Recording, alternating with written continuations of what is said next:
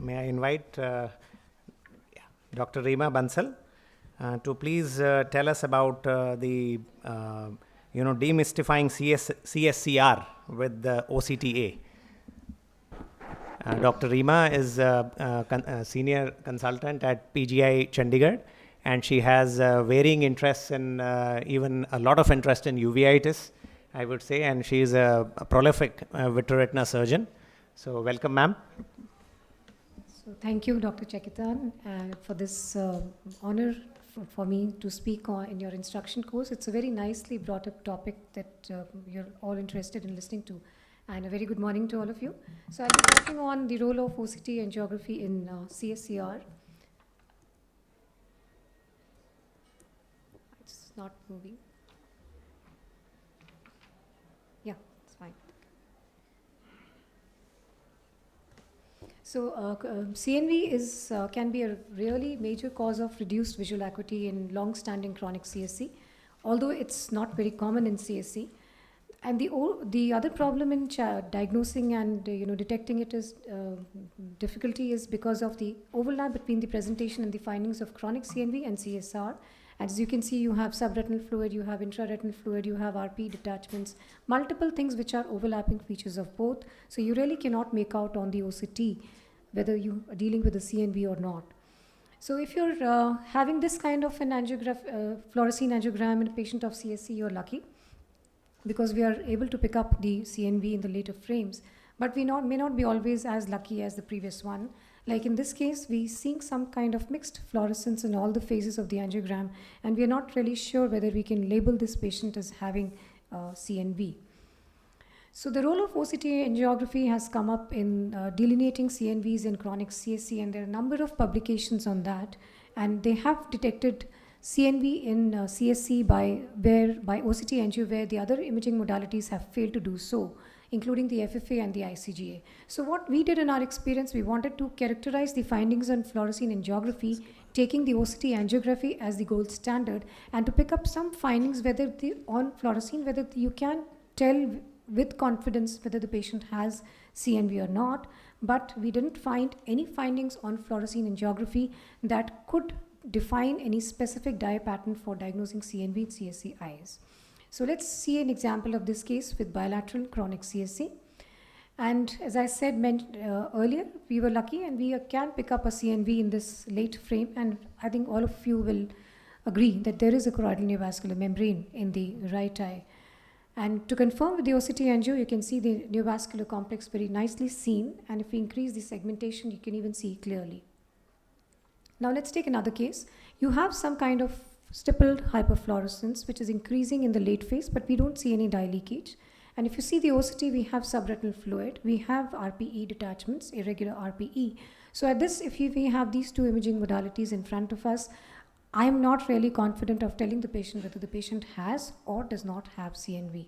So we did an OCT angio, and you can see a very nicely seen membrane complex in the choroid RPE interface, and if you increase the segmentation, they highlight even better. So this is another example where again you have mild hyperfluorescence, mixed kind of pattern in all the phases of angiogram, and we're not able to say with confidence about the status of CNV. So again, the OCT shows the same findings as before: RPE detachments, irregular RPE. And we were not confident, so we did the ICG also in this patient. And more importantly, this patient had kind of 6/9 vision. It was not very symptomatic, but yes, we saw the findings on the OCT. And the ICG, you can see the early phase, there's some kind of complex, and which increases subtly in the late phases also. And when we do an OCT angiography, you can see the neovascular complex as highlighted by these arrows.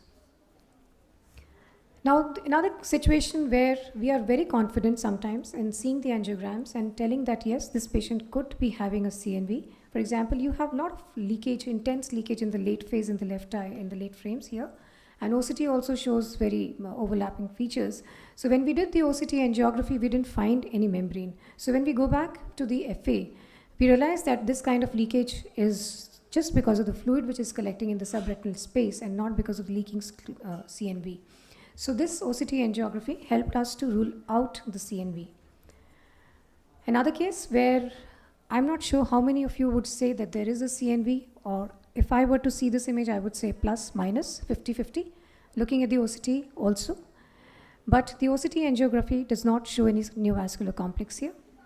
So yes, the use of OCT angiography increases in fact, confidence of all of us in detection of CNV in chronic CSCIs by ruling in or sometimes ruling out CNV. It's much superior to other methods in terms of reliability, in terms of quickness, in terms of non-invasiveness, where you don't have to inject the dye, whether it's FA or ICGA, and of course alleviates the need for more invasive fluorescein or ICG angiography in these eyes. So thank you very much. Thank you so much, Dr. REEMA. Sir. Very, very nice presentation. I think you brought out all the important points. Whenever you see those, as Madam has rightly mentioned, those shallow, irregular pigment epithelial detachments with the fluid CSR, always think that there is a membrane there, which you can definitely miss on an angiogram. Doing a OCTA definitely is useful. And why it is important? Because if there is a fluid plus CNVM, you need anti-VEGFs. If it's only fluid with no CNVM, you can safely observe. The problem comes with the third one. When there is no fluid and you find a CNVM in this, there is a shallow pigment epithelial detachment and you get a CNVM there. Now, will you treat or will you not treat is a question. In CSR, definitely no need to treat. Because these are not the non-exudative AMD which you get in AMD, where they have a very high chance of developing a fluid over a period of next 6 months. So these patients with CNVM observe, no need to treat. So I think it's important tool. It's a very important tool. Yeah, I think especially if you see even in scarred CNVMs or in myopic CNVMs. So I think there it plays a critical role where you're confused. Like ma'am said, with CSCR, if you have a CNVM sitting in one corner and there is diffuse leakage on angiography, so you're not able to pinpoint, you're not sure, even after combining OCT and FFA. So that is the time you put in OCTA and it makes the picture absolutely clear. So you decide either to treat or not to treat. So I think it saves the day for us.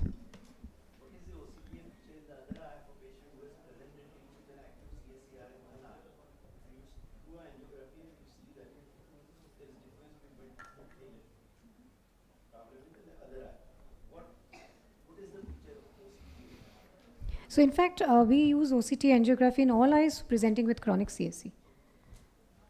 Because all of them have some kind of subretinal fluid. Even if the fluid is not there, we have those shallow irregular RP detachments.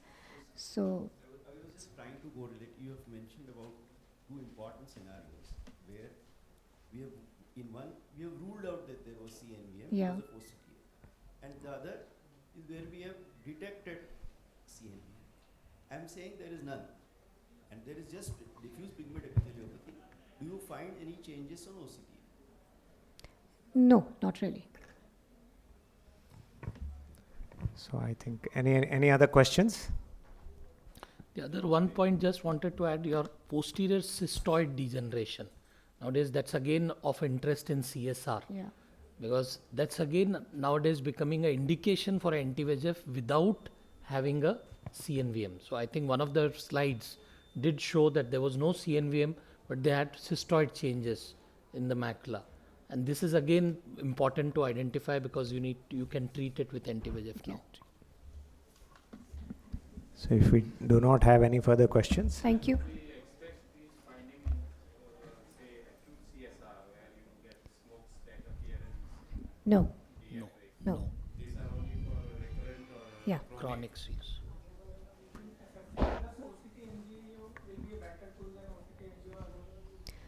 No, I think FFA is for, of course, chronic CSCA. You want to treat, you want to see the leaking points if you're planning focal laser for that. But if you just have to go for detecting a CNV, OCT angiography is enough. It can't be detected on FFA only. That's what I said, because we miss out these CNVs in FFA, and we sometimes, overdiagnose CNVs on FFA.